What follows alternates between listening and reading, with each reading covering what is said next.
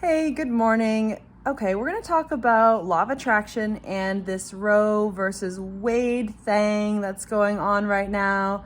Just a heads up, I'm in Vermont for a wedding. I didn't bring my tripod or my speaker, but I wanted to hop on and put a little something out there for those who needed that this morning. If you're somebody who is really upset, I have a lot of friends right now, they're really upset, they're worried about the girls and they're worried and they can't believe what's going on, and so much anger to, the other political side that they don't really identify with. And that's understandable. But what I want to try to do today is step back a little bit and just talk about this a little bit from the eyes of law of attraction. And likely you feel like there's no other option other than to feel upset right now or distressed right now. And it very much seems like the natural response, and that, being okay in a time like this doesn't make sense to you. But I would like to throw out the perspective that sometimes we have to manifest a problem in order to make further progress. Meaning, we could look at this as there's another side and they're doing this to us and, this is unfair. But what I have noticed in my law of attraction journey is sometimes I have a desire that's really, really strong. And then but I don't make much progress towards manifesting that. I'm not really doing it intentionally. I'm not really doing the processes, but I do have an intention or a desire that's really, really strong. And I find with myself and with other people, we then manifest our own problem because we then don't actually do the manifestation work until the situation is worse. Probably didn't want to hear that. Probably wasn't expecting that this morning, right? Like we could have manifested this ourselves, because let's be frank, it's not like it was a perfect situation before. It's not like, it's not like there weren't desires before to be even more progressive and be even more liberated. So if we had these strong desires, we could have manifested our own problem to make it worse enough to actually start manifesting and throwing a lot of energy at what we do want. I've done this with pain before. Sometimes I've had a strong desire to have a really, really strong body, but I don't really do much about it. I don't change what I eat. I don't exercise. And then you get some sort of physical problem that makes it okay, it's now you have to do this now. There's now no option other than to be working on manifesting more optimal health. Have you done that? Do you think that there's any scenario in your life where you've manifested the problem so then you finally would work on it and get to a better solution on the other side? This happened to me recently with COVID in my relationship. In my relationship, we almost broke up in 2014. We both came together, decided to use law of attraction to solve everything. It took a year of practicing, and then we had an incredible relationship for 5 or 6 years. And then COVID happened. There's a boat back there. I don't know if it's loud. Then COVID happened and we had a baby, and then just kind of threw everything, right? And now it's well, I can't believe I manifested this. I can't believe that I am a part of this. And so, but then being on the path to manifesting the solution, it's clear that this relationship is going to be even better than it was before.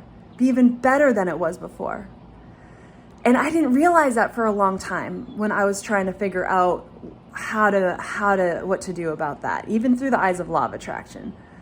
So with this situation, I see it as really the start of us becoming even better, the start of us manifesting a situation in a community and a country that's even better, because there was a lot of room for improvement before.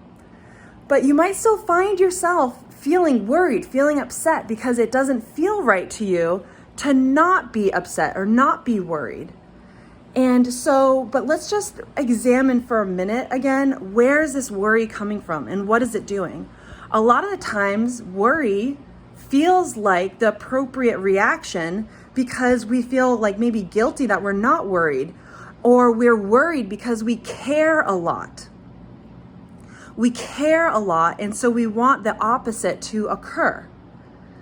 So, but vibrationally, if we are drinking the law of attraction Kool-Aid, if we are worried, if we are upset, we are then offering the same vibration of the problem, and are therefore, in our worried, in our caring, we are propagating. We are not solving. We are not creating a new outcome. We are not manifesting something better. So this might take a minute or two to get used to, that we are not helping. Nothing good is coming out of us worrying. What it is time to do is to define, I don't like this situation. Define what it is that you want. Define what it is you want and energetically move there. Do you want to be empowered? You want to make your own decisions? You want your children to make their own decisions? Then start doing that in every other way possible. Exercise your freedom, your ability to make decisions, to be confident, teach it, embody it. You can't fall into a victim mode because you're teaching your children to be in a victim mode. We need to teach that. It doesn't matter what's going on. I am in control of my energy. I am a manifester. And you can be a manifester too. And you can be part of the solution by realizing, what energy am I throwing out to the world? And is it helpful? Because us worrying and being upset is not helpful, because it's not actually doing anything about it. But if we want to do something about it, if we're worried because we care, let's identify we care. And rather than being worried, identify something else we can do instead, other than worry, that actually will be helpful. And that is defining what we want energetically, being that no matter what, and taking that power and going through life and saying, I'm not worried about this because I am going to embody X, Y, and Z energy no matter what. And I'm going to be an example of this for my kids no matter what. And then they're going to grow up with this power. They're going to grow up with this power. And they're going to be able to grow up knowing that their feelings don't have to be conditional. And then when we have a slew of children and people in this country who are able to do that, imagine the change. Imagine what we'll be manifesting. So if you are really worried and upset, I commend you and I honor you, because I know that really stems from caring, and that you care deeply and you want more. But I want to challenge you that if you want more, if you want something different, realize that worry and being upset is not helping. Oh, and I know that's hard to hear, because I know you want to help and I know you want to make a difference. And I know you care, and I know. But I want to let you know, through the eyes of law of attraction, the best thing you can do right now is identify what you want and be it, and practice it. And then as you do that, you will influence other people. You will influence other people.